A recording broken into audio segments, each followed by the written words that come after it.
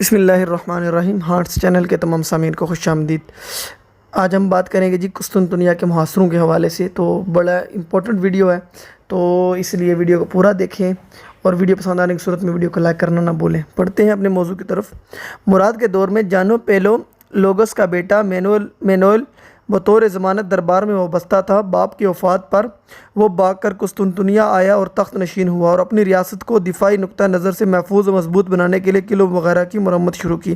جبکہ یلدرم کو یہ بات ناگوار گزری، 1391 میں قسطنطنیہ کا محاصرہ کر لیا، جو کہ 7 ماہ سے زائد جاری رہا۔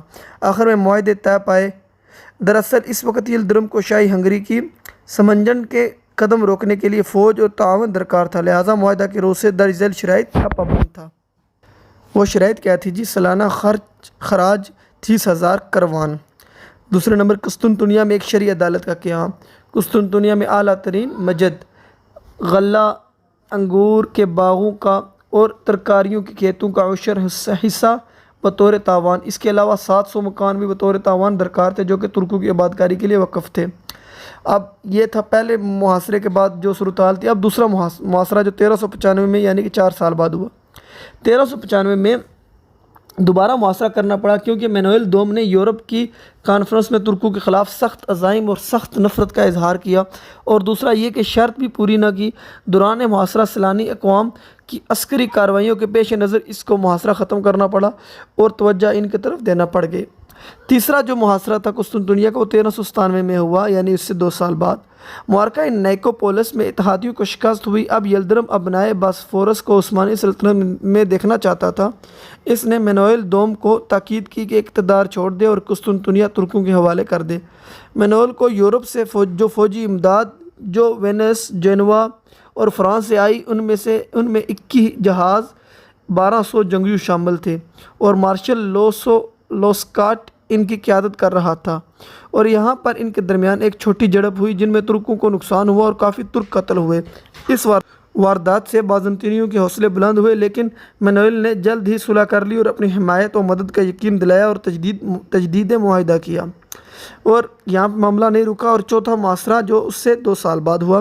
مینوئل دوم ترکوں کے اس بار محاصرے سے شدید خائف تھا، لہذا اس نے اپنے ایلچی کو یورپ بھیجا تاکہ عیسائی امداد حاصل کی جا سکے۔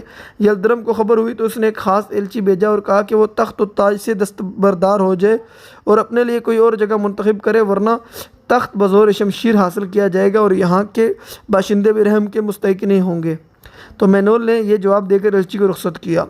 یہ اس کے زبانی لفظ ہے۔ اپنے آقا سے کہہ دو، باوجود اس کے ہم ضعف و ناتواں ہیں، ہم خدا کے سوا کسی دوسری طاقت سے نہیں ڈرتے۔ وہی کمزور کی حفاظت کرتا ہے اور طاقتور کا غرور توڑتا ہے۔ سلطان کو اختیار ہے جو چاہے کرے۔ اب یہاں پر جو خدا وہ کہہ رہے ہیں وہ عیسائی ہیں، ان کا عقیدہ آپ کو پتہ ہے۔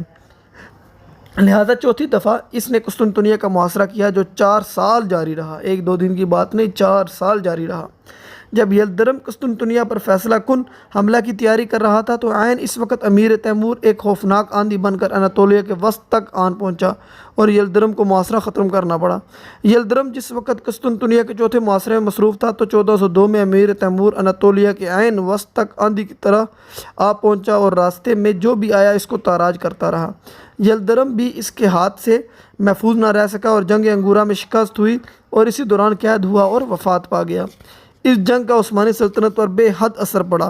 جو شان و شوکت اب تک ہاتھ آئی تھی وہ بالکل تباہ ہو گئی۔ سلطنت کا نظام درہم برہم ہو گیا۔ اب دیکھتے ہیں اس جنگ کا پس منظر کیا تھا۔ اورنجان ایک ترک ریاست تھی اور اس کو یلدرم نے فتح کیا تھا۔ دراصل اس ریاست کو تیمور نے اپنے بیٹے میرا شاہ کی جاگیر میں دے رکھا تھا، لہٰذا 1401 میں یہ واقعہ پیش آیا۔ تب سے تیمور کے دل میں یہ بات کانٹے کی طرح تھی۔ اس ریاست کی فتح کے بعد تیمور اور یلدرم میں بے حد سخت مراسلت شروع ہوئی تھی، لیکن بات آگے نہ بڑھی۔ صرف دھمکیوں تک دونوں نے ایک دوسرے کو مرعوب کرنے کی کوشش کی۔ اس تلخ خط و کتابت سے اب بات آگے بڑھ گئی تھی۔ اب دیکھتے ہیں امیر تیمور تھا کون، اس کو کیا مسئلہ تھا۔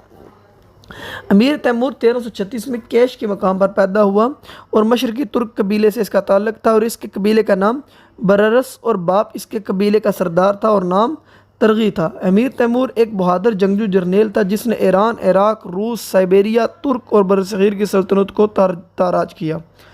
ان کی یہ فتوحات 35 سال سے بھی کم عرصے میں ہوئی، جن میں 27 مملکتیں فتح ہوئی۔ اس کے سامنے اسکندر، سیزر، چنگیز، شارلیمین اور نیولین کی فتوحات حقیر نظر آتی ہیں۔ تیمور کی سلطنت دیوار چین سے لے کر ایشیا کوچک کی سرحد اور بہرحال سے دریائے گنگا اور خلیج فارس تک تھی، اور اس کا صدر مقام سمرقند تھا۔ ابتدائی زندگی میں اس نے تاتاریوں سے لڑتے ہوئے وقت گزارا۔ 1405 میں تیمور کا انتقال ہوا۔ اب دیکھتے ہیں جی کہ امیر تیمور کا ترکوں کے ساتھ پہلا ٹکراؤ کیسے ہوا۔ تو 1400 میں امیر تیمور نے، میرا خیال ہے ویڈیو کو یہیں پہ ختم کر دیتے ہیں کیونکہ ویڈیو تھوڑی لمبی ہو جائے گی۔ انشاءاللہ نیکسٹ ویڈیو میں آپ کے سامنے اس ٹاپک کو اینڈ کیا جائے گا۔ اسی کے ساتھ اجازت چاہتا ہوں، اللہ حافظ۔